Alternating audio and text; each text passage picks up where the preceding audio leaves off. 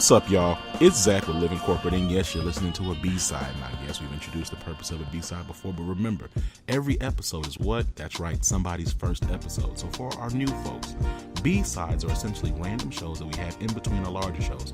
It's much less structured, and somehow, that's right, you even guessed it, it's more lit. That's right. So there's lit, this is more lit than our regularly scheduled shows. Sometimes there are discussions that the hosts have, sometimes they're extended monologues for just one particular host like myself or Ola or Latricia or Ade, or sometimes, yes, maybe even sometimes, maybe even most times, they're a special chat with a special guest. Today, we have a special guest, Nicholas Bailey. Nick Bailey is the editor-in-chief of Black Texas Magazine, a media outlet that is dedicated to enriching the lives of people of color across the state and beyond by connecting on a personal level through a passion for leading fulfilling lives. Welcome to the show, man. How you doing? I'm doing well. How are you? I'm doing good, man. Look, let's talk about Black Texas Magazine. Where did it start? Why the name? And what are y'all trying to achieve?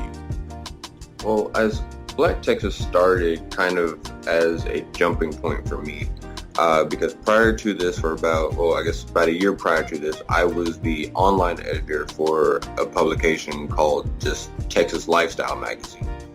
Great publication. They've done a lot of great stuff. But as I got further into it, I started to recognize that there was a disconnect between as my perspective and and the perspective that they were creating. I live a very different lifestyle than the people that they target. I'm not accustomed to paying $300 for a charcuterie board or paying $1,000 for a grill set. It just wasn't really my thing, and I was pushing for as more relatable content for the average Texan, and there was a disconnect there. And so after a lot of thinking and a lot of planning, I decided to make the jump and create a publication for Black people that was essentially the same thing. And in some ways, I don't want to say that we just copy and pasted the formula, because unfortunately I created a lot of the formula for Texas Lifestyle once I came on. But I would say that our goal is to enrich the lives of Black Texans and really Texans of all colors by exposing them to new brands, new opportunities, new experiences that they may not have previously known about, or they may not have previously been felt like were open to them. Because I know for a lot of Black people in the community, we almost as self-segregate with a lot of things. We look at things as, that's white people stuff. We don't really mess with that. Whether it be simple stuff, as the wild stuff like bungee jumping and skydiving, which right. I'm still kind of on the fence on. They might be able to keep those. But even things like eating at different restaurants or trying different festivals and experiences, right?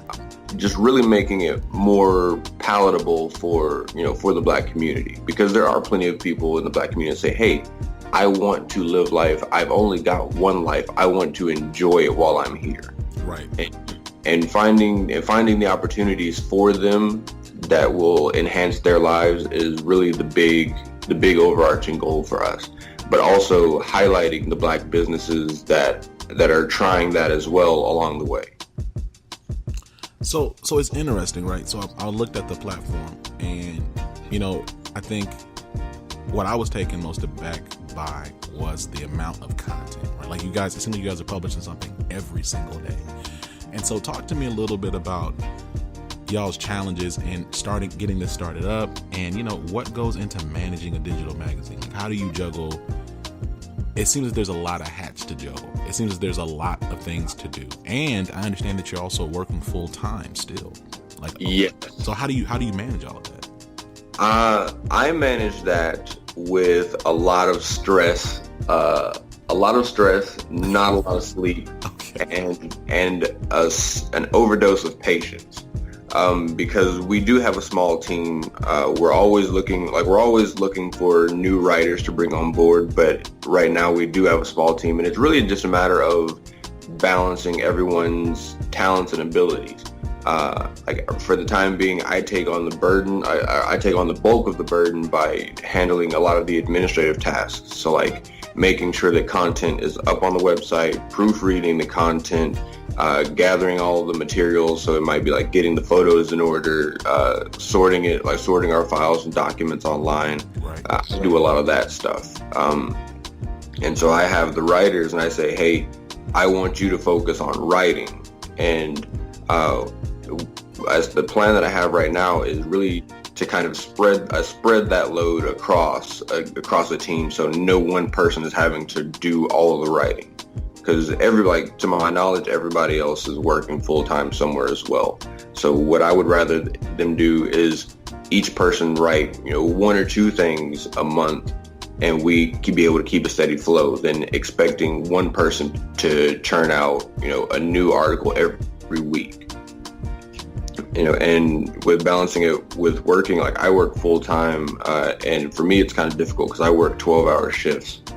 So a lot of my work is done at night. So I'm usually up until about 1 o'clock in the morning, making sure that content is looking good, there's no errors, and we're going to be good to go. So I have another question as a follow-up, right? Really to the title Black Texas Magazine. Has anyone run up on you with, if we had a white Texas magazine, that would be racist?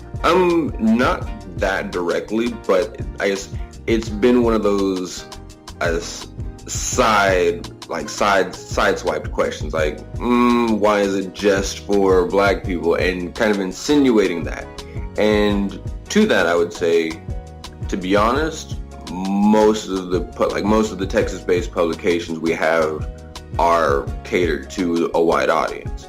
And I'm not opposed to acknowledging that it may come off as a bit contentious to say this is a publication for black people, but at the same time, it's never been a situation of no whites allowed. Right.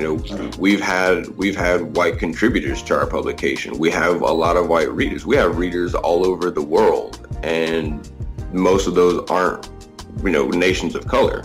So I would say if they ask the question, or if they pose the question, or the statement, if we had a white Texas magazine, that'd be racist, I would tell them, well, let's go read Texas Highways. Let's go read Texas Monthly. Let's go read Texas Lifestyle. But the list could go on. Most publications are catering to a white audience. They may not be as blatant as to say it, but it's one of those. I would say it's one of those underlying things of, once you see the subject matter, there are ways of siphoning out certain groups by the content.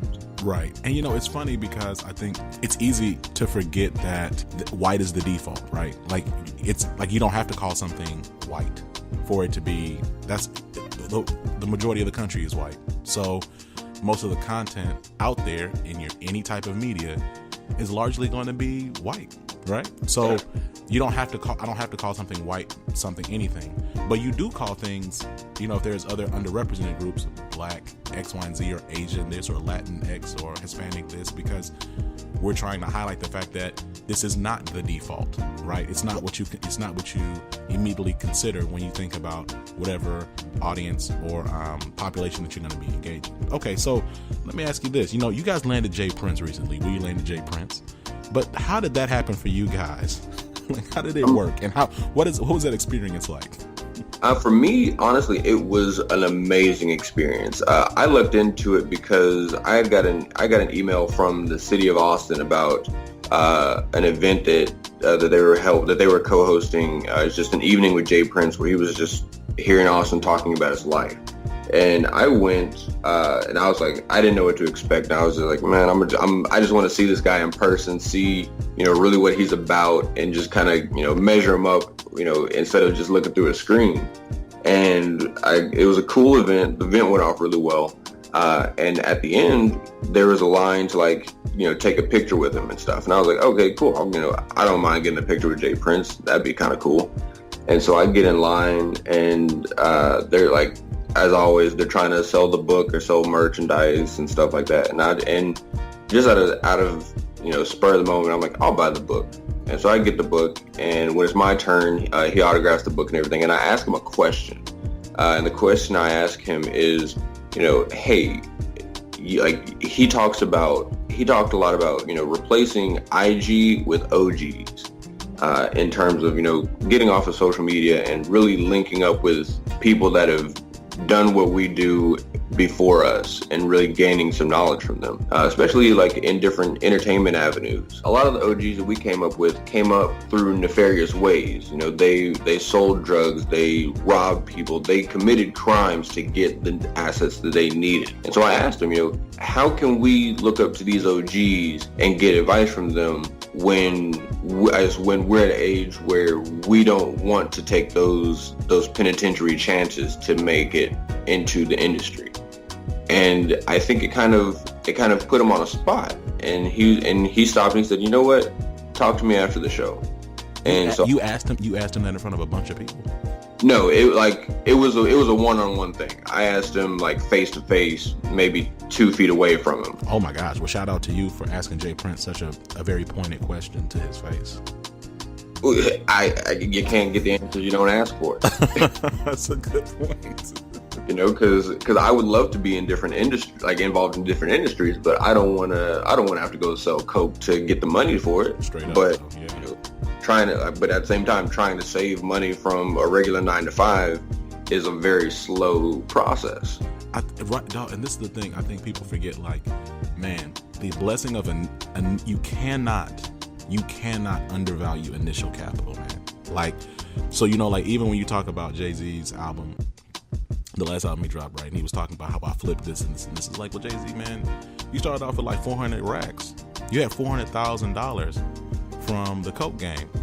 So absolutely. So it's like, okay, yeah, if you gave a very ambitious, entrepreneurial person of color $400,000, man, they could flip that into something too. I'm not saying they might not flip it into $1 billion, but they could flip it into something because they have the initial capital. So to your point, like, how that's just such a good question, because like, okay, if I talk to Jay-Z for an hour, the people who say I love to talk to Jay-Z for an hour because then I would know how to be a billionaire. It's like, well, Jay-Z's gonna be like, well, I had initial capital of $400,000 because I sold drugs and it was tax free. So I started with like most black people don't have seed money, $100,000 seed money. They have a little bit of change here and there that they scrounge up, like you said, like that they hold over from their full-time job after paying off this and paying off that and whatever debt they have, and they have literally a little bit of change, not enough money to build an empire. You know what I'm saying? Absolutely. And as after listening to Jay-Z's album, that was one of the things that I kind of left with. I was like, he talks a lot about these amazing ways to do better, and it's one of the things of, if you knew better, you do better, and that's cool. Like, I would love to buy a piece of art that's worth, $1 million, hold it until it's worth $2 million, sell it when it's worth $10 million. That's cool. I would love to be able to give that to my children, but I got to get that first million. Right. It's easy to compound wealth once you have it. Right. And a lot of rappers talk about that part, but they don't really tell us how we can get the money, how we can get started without selling drugs, without robbing people. That's the link that they never give us. And I think that unfortunately that's because a lot of them don't have the answer for that, aside from sell drugs, rob people. And that's an unfortunate truth. Like, I get it, that's the environment they came up in, but if we're trying to do better now, we need new lessons. Right. So let me ask you this: what advice would you have for Black and brown folks trying to get, multi-effort ventures off the ground? So you have a full-time job, you've launched a magazine. It takes multiple hands driving it and grinding it. It clearly, like you said earlier, it's stress, it's late nights. What advice would you have for folks who look like us trying to do similar things? The strongest advice I would give is work together. In college, I ran a mentoring program, and one of the things I taught was the idea of collective development. Especially if you're starting off with little to no capital, you're working at a point where you're not getting paid. You need to find a team of people who are willing to work with you to build something up that benefits everybody. You know, like Black Texas isn't just me. It's not the Nick Bailey show. You know, my byline comes up very little. For me, I look at it as I'm creating a platform to advance the careers of other people. You know, because as we gain our audience and as we, you know, get that brand retention, that brand recognition, people start coming to the website looking for other people. They're not looking for me. You know, they're looking to see, oh, let's see what's up with these movie reviews. Let's see what's up with these fashion tips. Let's see what's up with these housekeeping tips. You know, what events are coming up. You know, I want people looking for the thoughts and ideas of other people. And for me in my particular situation, I could say, hey, I can't pay you to write right now, but what I can give you is an opportunity to grow your name. Because not everybody has the money to start up a website. You know, even the cheapest websites that aren't free aren't cheap. Once you get past the, you know, this is brand XYZ at WordPress or .wordpress.com, and you get to just brand.com, right? It becomes a different financial burden, right? And not everybody is willing to take that risk. And I've gotten to a point where I took that risk to ideally to make it easier for other people. So I would say, you know, one, be willing to work together. Understand the vision. Don't just work for anybody, but understand the vision. Understand what it means for you personally and how it's going to benefit you personally, and then give it your all. You know, that's the truest thing that I can tell anyone. And also, set ego aside. You know, not everybody's going to be number one, and not everybody needs to be number one. You can easily do amazing as a strong number two. And what I mean by that is not everybody has to be a CEO. Not everybody has to be the founder, the president. You know, like I don't introduce myself as the founder or CEO of Black Texas because that's not important to me. You know, I want this to be something much bigger than myself. I'm the editor-in-chief, which is just to say I'm the guy steering the ship right now. You know, I don't look at the Dallas Cowboys and think of who the owner is. I look at the Cowboys and think of who are their star players. You know, who are the people that made the team great. And that's how I look at Black Texas and really any business. You know, we know who Mark Zuckerberg is. That's cool. He made it that way. He's not the one looking at all this Russia info. He's not the one making sure that as you wind up in Facebook jail for some post. Those people may not have the fame, but they're getting a solid paycheck. Right. Man, this has been dope, man. Do you have any shout outs for us? I did not think of shout outs. Oh, let's see. If there were people I would shout out, honestly, I would just give shout outs to my team. It's been like we launched this year mid-January, and it's been a wild ride along the way. I've taken risks. I've asked them to follow me, and they have, and we've really made a lot of strides this year, and I'm proud to see the work that they're putting in and what we're able to accomplish when we work together. You know, this is the first time that I've really steered a team like this, and to see them, you know, putting up the hard work is honestly amazing. I would want to give a shout out to my family. You know, like I love my daughters, but most importantly, like my parents. They have been a well of support for me. They've encouraged me to, you know, chase my dreams. They've helped me when I wasn't sure about myself. And, you know, my grandma's been my day one, and she's helped me in life as well. But I don't know. I would say if I had to give a specific shout out, it would be to my father. And that's because he gave me the capital to get this magazine started. Because like every year he'll give a gift for Christmas, which really isn't a gift to me. It's more of a, hey, here's some money from me. Get gifts for the girls, because he doesn't really celebrate Christmas. Different religion, that's not really his thing, and so I get it. But this last year he gave me a little more than usual, and he said, take this, do what you feel you need to do with it. And I was just at a loss, and I stopped and I thought about it. I strategized. I prayed over it, and I said, I have to be willing to take that jump. It